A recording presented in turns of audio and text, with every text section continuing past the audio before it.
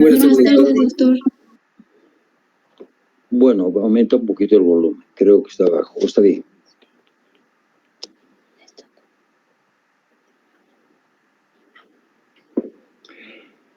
En esta oportunidad, con más retraso de lo habitual, esperando que la mayor parte de ustedes ingresen a la plataforma, pero lamentablemente creo que somos una treintena y nada más. De todas maneras, no puedo prolongar más porque nos va a faltar tiempo, entonces vamos a empezar. Lamento mucho porque este es el tema donde todos deberíamos compartir, discutirlo y teniendo unas bases claras, porque prácticamente es la patología estrella de la especialidad, la hiperplasia prostática obstructiva benigna. Vamos a iniciar indicando tanto historia como generalidades en esta oportunidad. ¿De dónde viene el denominativo de próstata? Es del griego pro, que significa antes, y vistanai, que significa yacer, es decir, está ahí está la próstata, delante de la vejiga. Así lo describieron los griegos. 300 años antes se describían como carnosidades. Algunos libros, textos todavía los refieren ya una carnosidad antes de llegar a la vejiga. El concepto claro de esto es el aumento del tamaño prostático. Se debe al aumento del número celular y definitivamente a una disminución de la muerte celular programada que se llama apoptosis. Seguramente hoy por hoy se la determina y se la denomina como un síndrome obstructivo, como un síndrome excitativo. Van a encontrar en sus textos que hay problemas o patología de almacenamiento, patología de evacuación y todas estas cuestiones. Ya son más específicas y de todo esto. Esto es un tema teórico en el que debemos saber por dónde va, cómo se denomina y todas estas pequeñas minuciosidades que después los discutimos. En cuanto a la introducción misma del tema, vamos a indicar que es un tumor benigno más frecuente en el varón mayor de 50 años. Es la primera causa de consulta externa urológica. Quiere decir que en los hospitales de cualquier nivel, lo primero, en mayores de 50 años, la gente consulta, varones por supuesto, por una patología prostática. En nuestro medio y en el exterior es la segunda causa de ingreso hospitalario para cirugía. Quiere decir de que es una patología que se soluciona eminentemente desde el punto de vista quirúrgico. El desarrollo de la hiperplasia inicia alrededor de la cuarta década como un fenómeno focal y de origen estromal.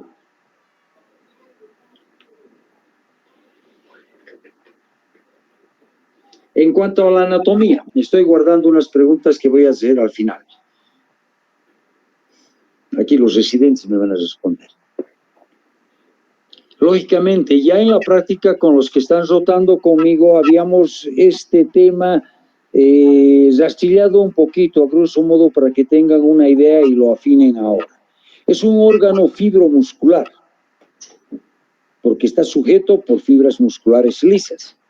Es una glándula mixta con función endocrina y exocrina. Igual, al final. Forma el 70% del semen. El mismo contiene zinc, ácido cítrico, fosfatasa ácida, prostaglandinas, fundamental el PSA. ¿Dónde está localizado la próstata? Delante de la sínfisis del pubis. Perdón. Por delante está la sínfisis del pubis. El espacio de Retzius, el que está indicando el marcador. Por detrás está la fascia de Denon-Villers y las vesículas seminales más arriba. Posteriormente, oscuro, el lado oscuro, es el recto. Hacia arriba, como ven ustedes, está el cuello de la vejiga misma. Y hacia abajo está delimitado por el esfínter estriado, que es componente del diafragma urogenital. Por lo tanto, delante rectus pubis, por detrás denombiliers recto vesículas seminales, arriba la vejiga y abajo el diafragma urogenital. Este es un preparado de anatomía patológica que sí tiene su asidero si ustedes le toman en cuenta. Ahí está la próstata con oclusión total y ven lo que puede este órgano fibromuscular causar una obstrucción con una gran hipertrofia de las fibras del detrusor y por lo tanto la vejiga tan gruesa. Se ha hipertrofiado completamente porque tiene que hacer más esfuerzo para vencer el obstáculo distal que es la próstata.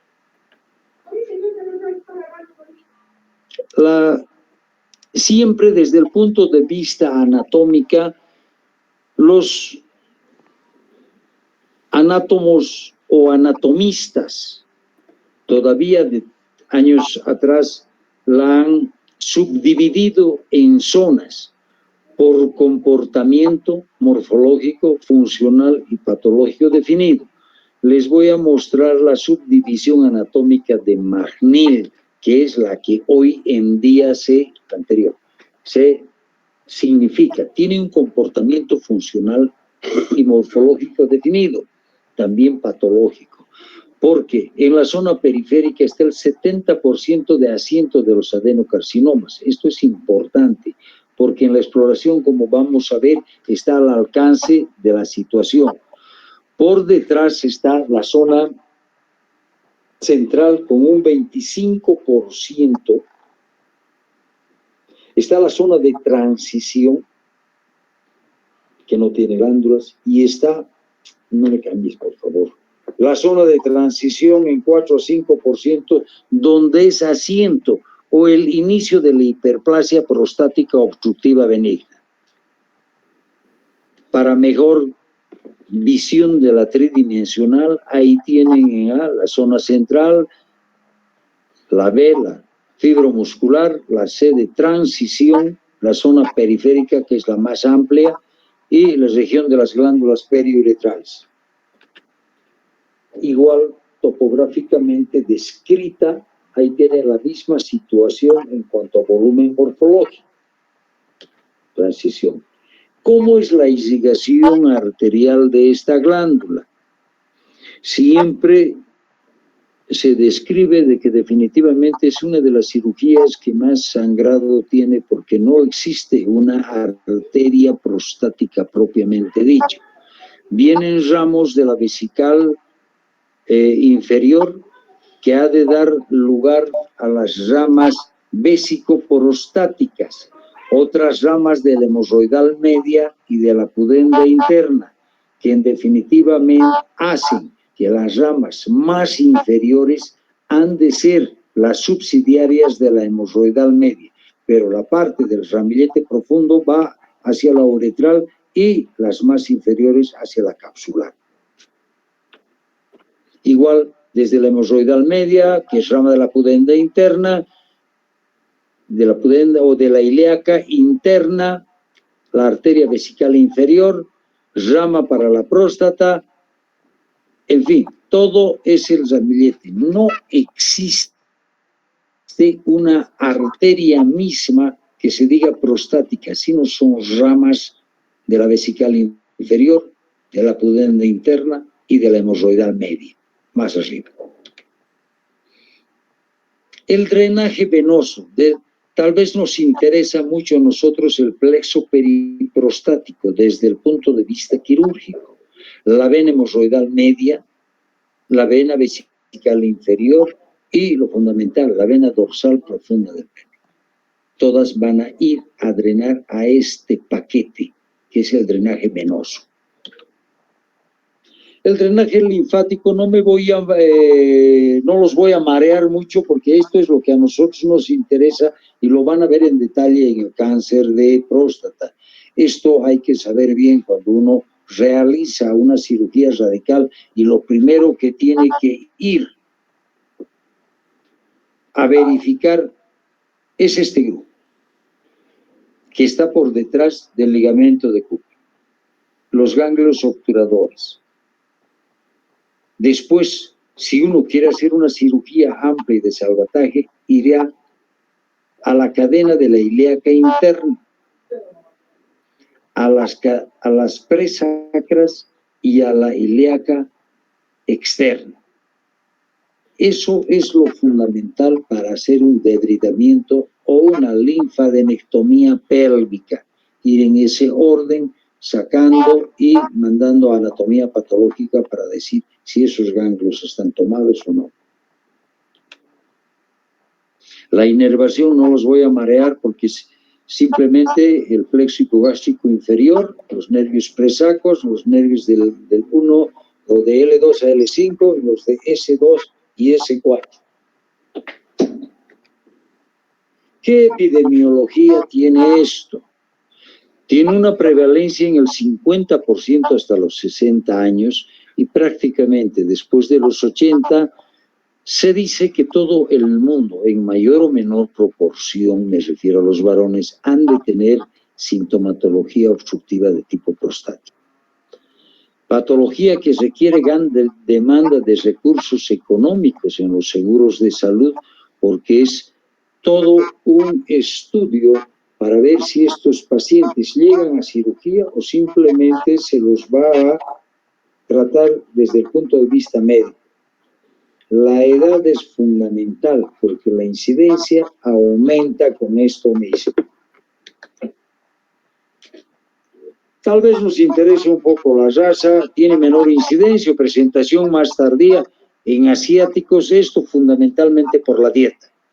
La dieta aumenta la incidencia en aquellas latitudes donde se consume sus leches y derivados por el alto contenido de calcio.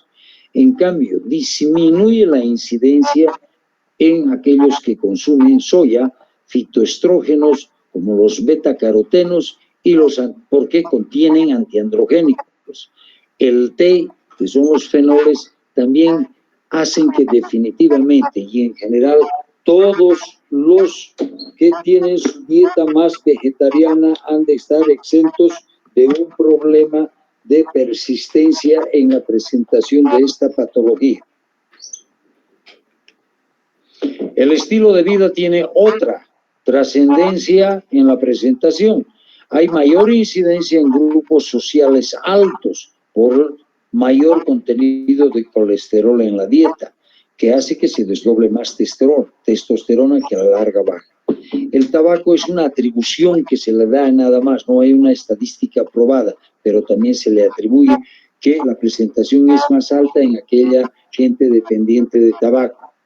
Las enfermedades asociadas tienen mayor incidencia los diabéticos, los hipertensos o aquellos pacientes que tienen problemas cardiovasculares. En cambio, disminuye la incidencia en los cirróticos porque aumentan los estrógenos.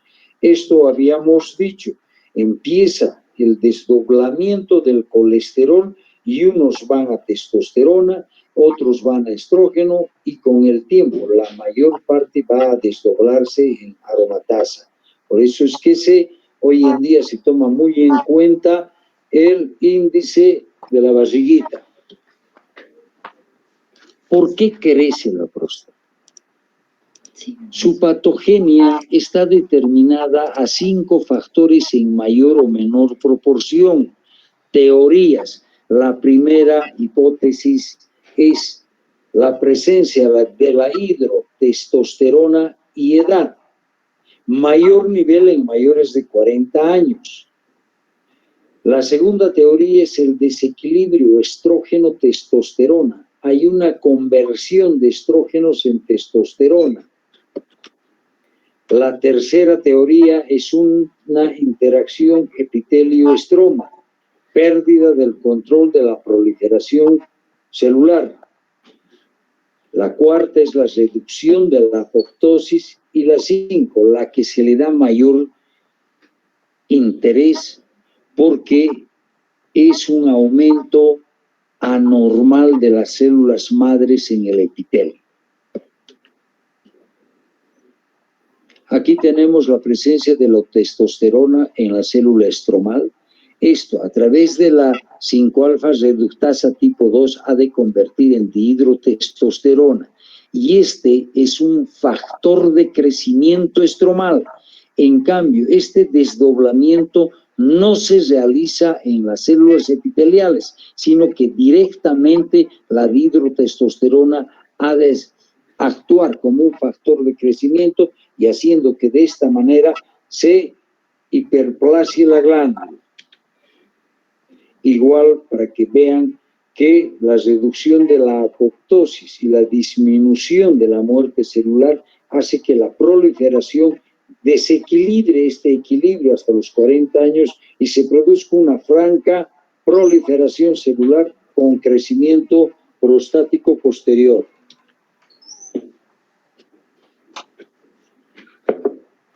Para que tengan una visión somera de lo que significa.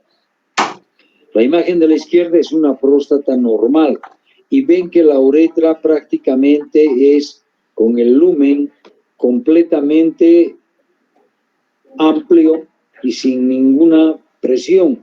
En cambio, al haber hiperplasia prostática, como es estromal nodular, hace que el lumen de la uretra prácticamente desaparezca. Entonces hay una dificultad y hay una obstrucción franca de todo esto. En cuanto a la anatomía patológica, histológicamente se distinguen 5 tipos. Es bueno saberlos, que el primero es la proliferación estromal, la segunda es la hipertrofia muscular, la tercera es una combinación fibromuscular, la cuarta fibroadenomatosa y la 5 fibromioadenomatosa. Un ratito, la anterior por favor. Entonces, ¿dónde entra aquí? Esto es lo que ustedes tienen que entender. La próstata es una glándula que tiene millones de acinos glandulares. Por eso no llamamos hipertrofia. Saben muy bien que la hipertrofia es el aumento de volumen. En cambio, la hiperplasia es el aumento del número. Esto hay que distinguir bien, pero la próstata no está flotando, tiene un estroma que lo sostiene, un tejido conjuntivo y músculo liso. Por lo tanto, hay estas variantes. Una vez que tengamos establecido, que conozcamos la posición, la anatomía, la irrigación, tenemos que ir al diagnóstico de esta patología. Lo fundamental es la elaboración de una adecuada y amplia historia clínica. La anamnesis es fundamental porque uno ha de recopilar datos del tiempo de presentación, cuándo, cómo, desde cuándo. Entonces se hace un sinfín, el número de micciones durante el día, el número de micciones durante la noche, la calidad, el grosor y la proyección del chorro miccional, si acaso es débil, si acaso gotea. Definitivamente, una vez que uno establezca toda la anamnesis y esté seguro de que es un problema obstructivo y no irritativo, pasa al examen físico. El examen físico está destinado a ser una somera exploración de todo lo que concierne al paciente. No se olviden nunca que estos pacientes son de la tercera edad, por lo tanto tienen comorbilidades. Y termina uno con la exploración rectal para aseverar si esto es una patología benigna, es grande, es mediana o es pequeña. La siguiente. ¿Qué síntomas obstructivos vamos a tener? La disminución del calibre y la fuerza del chorro, el retardo en el inicio, el goteo terminal, el vaciamiento incompleto con sensación de vejiga llena y la micción intermitente. Innatamente el paciente hace prensa abdominal para terminar de vaciar la vejiga. El retardo en el inicio también se llama excitación. Tarda porque tiene que hacer inconscientemente prensa abdominal. En cambio, los excitativos es la polaquiuria, el aumento en el número de veces al orinar, la nocturia por la noche, la urgencia, aquella necesidad imperiosa, aunque no sea en volumen, pero para vaciar la vejiga. La urge incontinencia, lógicamente, es un paso más adelante donde definitivamente el paciente moja la ropa. Y a todo esto, por tanta contracción, indudablemente va a haber dolor suprapúbico.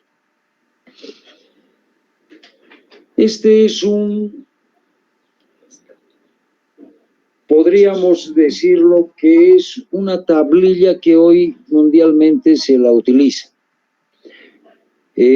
Nosotros muy poco, porque nuestros pacientes tienen un coeficiente sociocultural bajo y el número de consultas que tenemos no abastecería para ubicarlo en el contexto, pero es bueno que ustedes lo sepan esto. Es un ranking de sintomatología que presenta y de acuerdo a la puntuación es que se determina en leve, mediano o severo. En cuanto a los síntomas mismos, es otro colorario que se hace esto en la hiperplasia, la obstrucción y los síntomas que presenta. La zona A, claramente hay hiperplasia, más crecimiento, pero no tiene síntomas. El tratamiento de este grupo de pacientes ha de ser médico. En la zona B, que estamos, hay crecimiento más síntomas, pero sin obstrucción. Esta patología es rara. En cambio, en la zona C hay síntomas más obstrucción, pero también sin crecimiento. Puede deberse a esto, a una estenosis, a una esclerosis de cuello o a alguna otra causa de obstrucción. En cambio, la zona D, que abarca los tres círculos, hay síntomas, hay obstrucción y por lo tanto crecimiento. Este paciente es el obstruido clásico y va a tratamiento médico o quirúrgico. ¿Qué signos vas a encontrar cuando exploras a un paciente?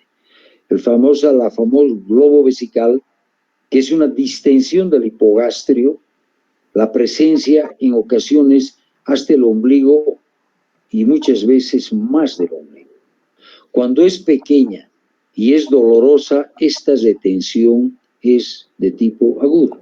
En cambio, cuando es voluminoso e indolor, el paciente está tranquilo, es una retención crónica. Y esto es propio de los diabéticos porque tienen una vejiga atónica neurogénica. ¿Qué signos uno va a buscar en todo esto? Para terminar su exploración, ustedes deben hacer un tacto rectal donde van a encontrar, antes de todo esto, ustedes deben comunicar al paciente de que se va a hacer una exploración digital de la próstata, una lubricación adecuada y una delicadeza somera, porque puede esto producir un dolor intenso y una reacción vagal. Uno va a ir a buscar si esa glándula es lisa, indolora, que tiene bordes netos, es elástica, normalmente es bilobulada y uno determina el tamaño. Cada través de dedo tomamos en cuenta desde un borde al otro de 10 gramos. Es una aproximación que uno le da digitalmente a la exploración. Las posiciones después de realizar completamente, convencer al paciente, porque van a encontrar muchos pacientes que se niegan a este tipo de exploración.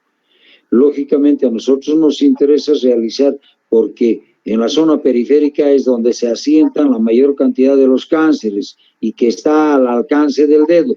Por lo tanto, pueden ustedes poner una posición lateral, genupectoral, la que más cómodo parece ser que es la de pie, indicando y explicando siempre. La cuarta imagen es de echado que también se la puede realizar. Todo ha de depender de que el paciente te entienda, colabore y fundamentalmente llegas a una buena exploración. ¿Cómo llegamos al diagnóstico después de esto? ¿O confirmamos el diagnóstico después de la exploración? Con exámenes de laboratorio, indudablemente. De rutina debemos hacer un general de orina, una creatinina, urea. Aquí de repente un ácido úrico más para complementar la función renal específica. La glicemia es mandatoria por el alto índice de diabéticos que tenemos y todo el síndrome irritativo muchas veces es simplemente la presencia de una hiperglicemia. Y por supuesto el antígeno prostático específico, que su cifra normal es de 0 hasta 4 nanogramos por mililitro. Debe ir en la rutina de los exámenes solicitados. ¿Qué exámenes complementarios podemos hacer? Fundamentalmente la flujometría. Es la medición del volumen de orina en un tiempo determinado. Son valederos estos volúmenes cuando la orina es de 125 a 150 mililitros. Volúmenes menores no dan la pauta. El mínimo se lo toma en cuenta como 12 mililitros por segundo y el máximo como 20 mililitros por segundo. Si este paciente ha vaciado la vejiga en 30, lógicamente están frente a un problema obstructivo. La medición del volumen residual postmiccional es importante.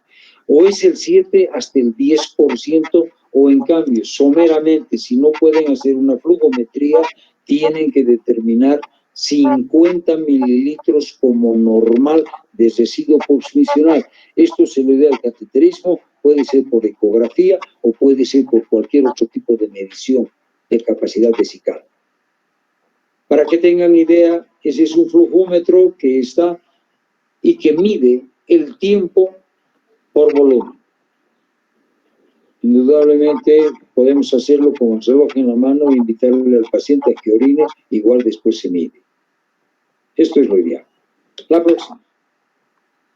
Siempre, como tercer componente de la valoración complementaria está la ecografía. No solo evalúa tamaño de la próstata, sino todo el árbol urinario, riñones, uréteres, vejiga, próstata y lo que ustedes solicitan al ecografista. Determina el volumen de orina residual, que es lo más importante. Se evitan de traumatizar al paciente haciendo un cateterismo. Además de excluir otras patologías a nivel renal, ureteral y vesical. Pero tiene un defecto, es operador dependiente. Como la medición es tridimensional, para mí puede ser 30, para el que ha medido 50, en fin, siempre tenemos este problema. Y los residentes se aprovechan de esto y hacen definitivamente sus trabajos de fin de año, siempre criticando a los ecografistas. Aquí tenemos una imagen que determina fondo alto y ancho y nos da aproximadamente el tamaño prostático y fundamentalmente la medición del residuo misional.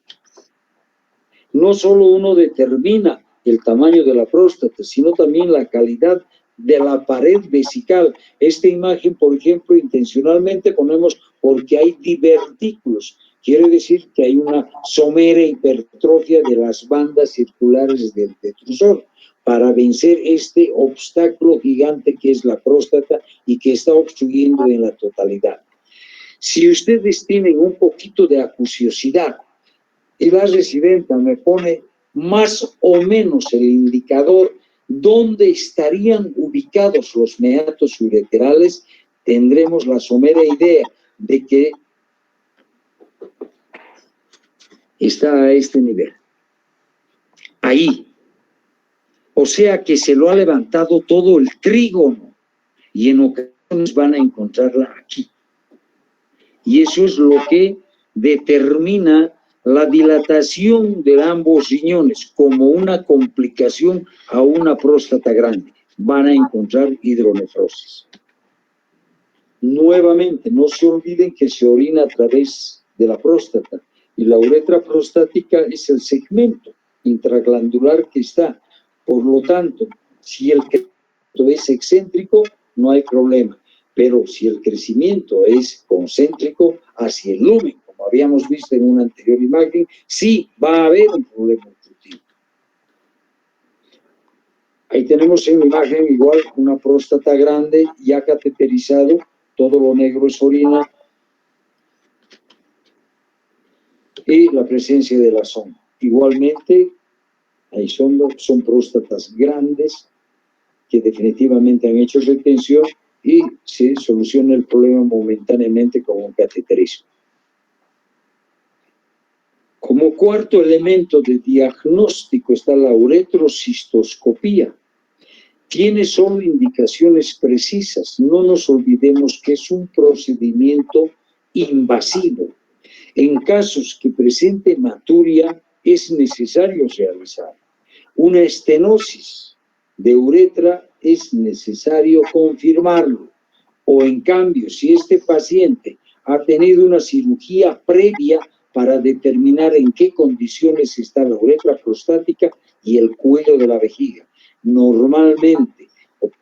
Generalmente se deben a una esclerosis de cuello porque ya ha sido operado, ¿no? Ahí tenemos imágenes. Esta es la imagen clásica de la derecha, donde uno ve es el labio posterior de la vejiga y los lóbulos laterales de la próstata. Abajo está el verum montanum con su conducto eyaculador, donde es el límite para resecar o para enuclear una próstata. Después está el esfínter. ¿Qué diagnóstico diferencial vamos a tener?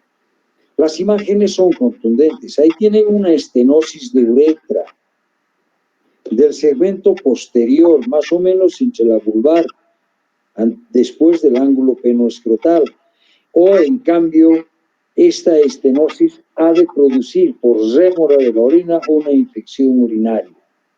Una vejiga neurogénica, una vejiga hiperactiva, cáncer de próstata, trauma vesical y, por último, las más de las veces, las litiasis urinarias que valvulan, obstruyendo el cuello de la vejiga o, en cambio, la uretra prostática.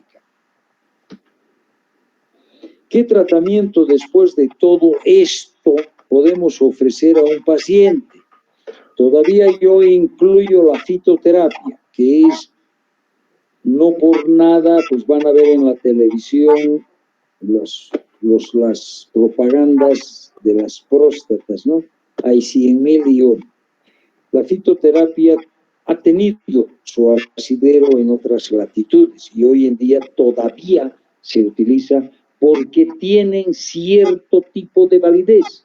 Uno de ellos es la palmera enana, que es el pigeon africano, la sabal cellulata, que es una enredadera, que tienen acción antiinflamatoria y antiestrogénica. También, además, tienen una acción antiandrogénica por disminuir la globulina transportadora de testosterona.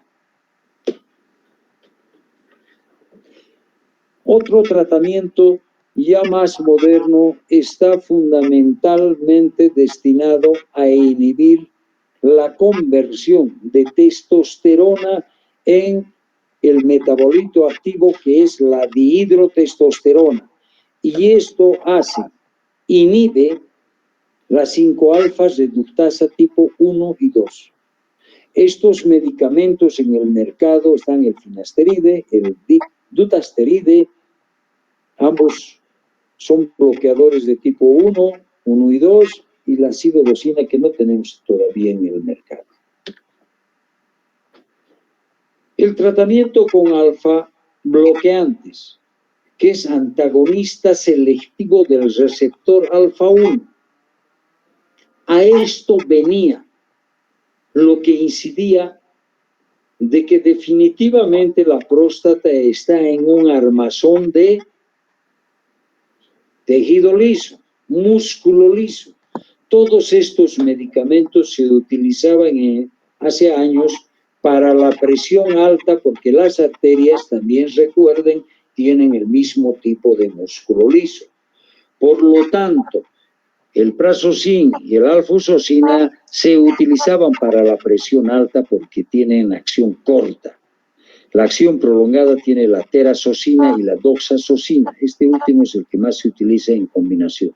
En cambio, El selectivo alfa 1 como la tamsulosina es el que hoy por hoy se utiliza.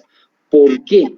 Porque no actúa a nivel de los vasos grandes, como la aorta o las arterias gruesas. Por lo tanto, es el más indicado porque los otros pudieran eventualmente producir una hipotensión ortostática. Y si los que están tomando estos medicamentos son mayores, no vaya a ser que tengamos una caída desagradable y una fractura.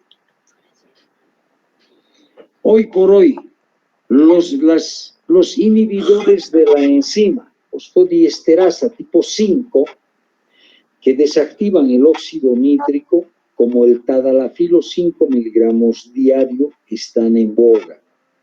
¿Qué es el tadalafilo? ¿Dónde está? Andrea.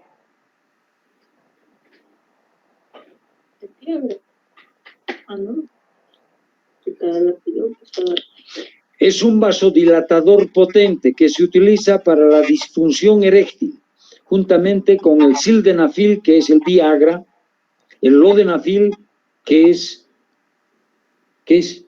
el Cialis, el tadalafilo y el lodenafil. Estos cuatro desactivan el óxido nitroso para producir una potente vasodilatación. Entonces ustedes tienen que escoger el tratamiento. No le pueden dar fitoestrógenos o cualquier otro problema a un paciente de 80 años. En cambio, si les consulta un paciente de 50 años, este es el ideal, porque no va a producir problema de disfunción, va a ayudar y es un tratamiento complementario excelente. Creo que aquí un par de residentes utilizan. Los tratamientos combinados hoy por hoy en boga, como son los inhibidores de la 5-alfa-redustasa, que es el dutasteride, que tienen efectos sobre los bloqueadores I1-2 y los alfa bloqueantes selectivos tipo 1. Este es el que está más de moda. Por eso se le llama Tamsulón dúo, por la combinación que lleva en su composición. También, para que ustedes sepan, se utilizan los antimuscarínicos, los del supo, los del subtipo M3, la solufenacina en 6 miligramos diarios. La solufenacina hoy por hoy es un vasodilatador, es un potente músculo lítico, por lo tanto relaja la musculatura lisa. Los alfa bloqueantes también entran en esta situación. Todos estos son tratamientos combinados. Todavía no tenemos en el país. Ahora, ¿qué tratamiento quirúrgico uno va a realizar?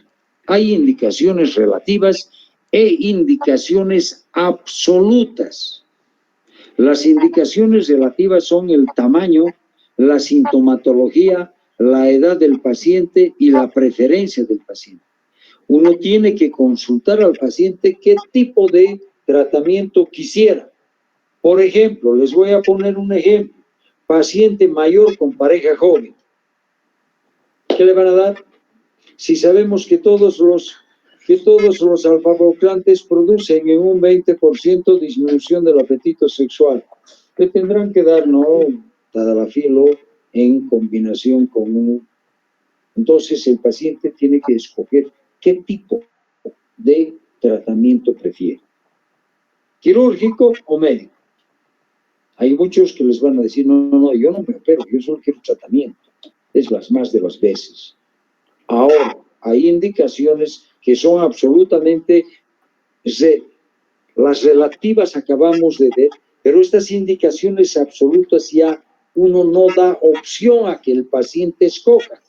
Por ejemplo, la hematuria profusa, donde uno tiene que operar de inmediato porque no puede pasarse el día o los días que aguante el paciente transfundiendo. Una insuficiencia renal, porque si no llega la diálisis. La litiasis vesical nunca la va a solucionar si no quita el cuerpo extraño. Una infección recurrente permanente porque tiene demasiado débito o en cambio el volumen postmiccional es demasiado grande. O en cambio una hidronefrosis como están viendo ustedes ahí. que ya se ha perdido la relación córtico-medular, es un hueco grande. Entonces eso, lo único que hay que hacer es operar y solucionar el problema. Los tratamientos quirúrgicos, indicación y técnica dependen del tamaño y morfología de la glándula. Esto quiero aclarar porque dirán muchos de mis colegas urólogos que operan 200 gramos por resección transurethral.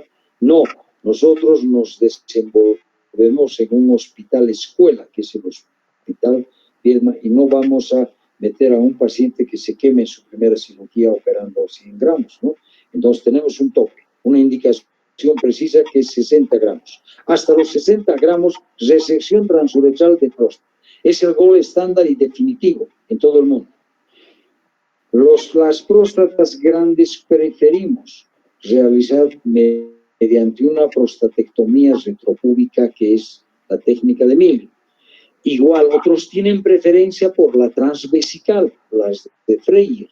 Dejan una cistostomía que indudablemente tiene sus ventajas y una prostatectomía perineal de Young, que hoy en día ya no se las realiza prácticamente.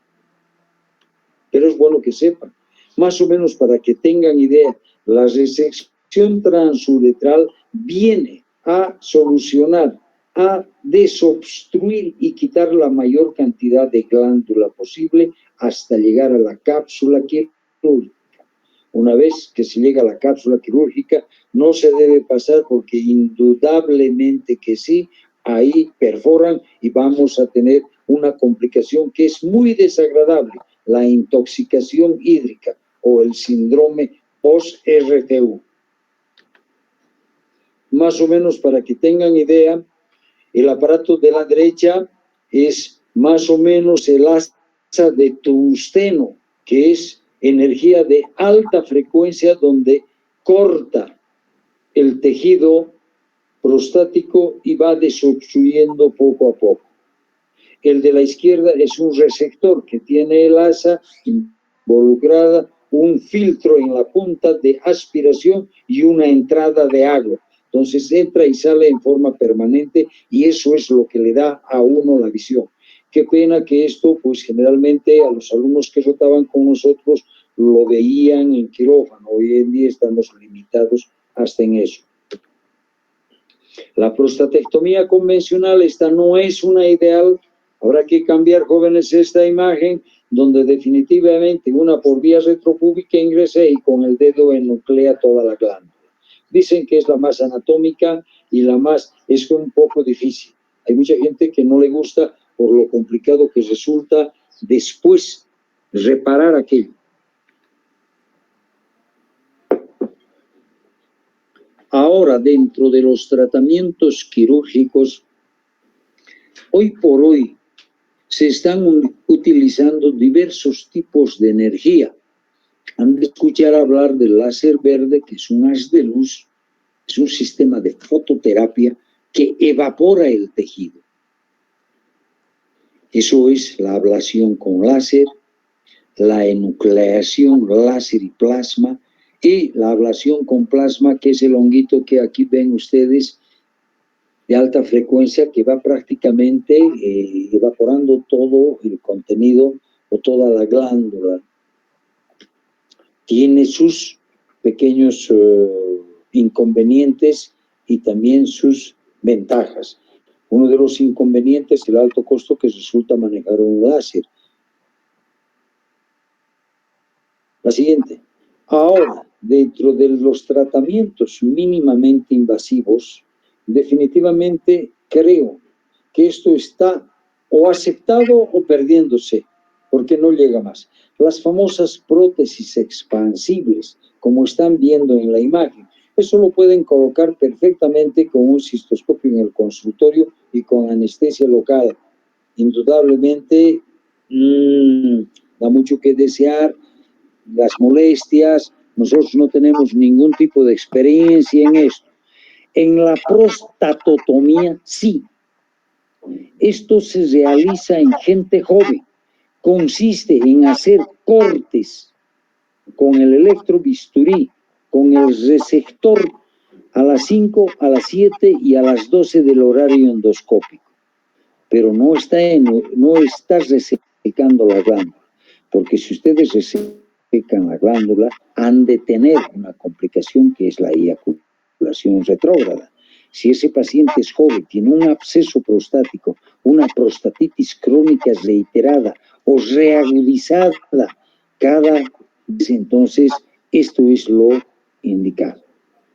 La termoterapia transuretral, la ablación transuretral por aguja, famoso TUNA, la dilatación con balón de alta presión, en fin, todos son tratamientos mínimamente invasivos, otros localmente nosotros no realizamos. Nuestra práctica la realizamos en un hospital escuela y nuestros pacientes son de una condición sociocultural baja, donde viene no a modernizar, viene a solucionar su problema y el Estado no nos da opción a realizar este tipo de tratamientos. Pero lo pongo porque es bueno que ustedes sepan que no solo son las 3 prostatectomías las que existen, ¿no? Sino también hay otro tipo de tratamientos de alternativa y siempre va a haber quien prefiera esto. La siguiente. Pero ¿qué complicaciones tenemos en esta cirugía? Les había dicho de que definitivamente al no existir una arteria neta prostática y todos son ramos como un ramillete, indudablemente. No se olviden nunca que son pacientes añosos con un montón de comorbilidades y con cuadros de base severos. Se produce un infarto de miocardio. A través de esto, indica la pierna, por favor, si uno no ha tenido el cuidado de vendar aquellas piernas o de movilizar prontamente al paciente, producir una trombosis venosa profunda y esta trombosis va a llevar a un tromboembolismo pulmonar que entonces sí, el cuadro es severo y con alta mortalidad. Me dirán ustedes definitivamente, ¿y por qué no lo anticoagulan, no? El problema es ese, que sangra mucho esta cirugía. Por eso es de que nos evitamos de anticoagular. Las complicaciones mediatas. Una de las cosas que estoy olvidando, bueno, ustedes la han debido llevar en técnica quirúrgica, ¿no? Inmediatas es las primeras 24 horas, las mediatas hasta los 7 días y las tardías hasta los 30 o 40 días. Entre las mediatas está la infección de la herida, en mayor o menor proporción el cuadro. Aquel que se ha entrado a operar con un cultivo positivo no ha tenido la provisión necesaria de cubrir esa infección, indudablemente ha de tener infección.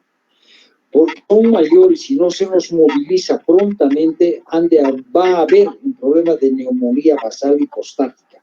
Si no se ha realizado una fisioterapia respiratoria acorde a las condiciones del paciente. Y por la presencia de la sonda, una complicación desagradable es la epididimitis aguda. Y las tardías, las que nadie quisiera tener, por lo menos en nuestra especialidad, es una incontinencia.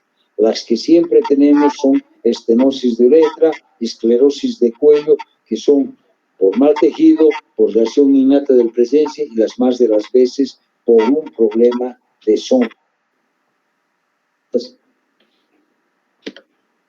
Creo que hemos tratado de abordar esto lo más sencillito, que es lo que me interesa. No me interesa darles capítulos, ni temas, ni artículos del exterior, eso lo pueden leer ustedes. Lo que me interesa es que se lleven una cosa concreta, fácil y que les sirva en su vida profesional. Bueno, jóvenes, ahora las preguntas.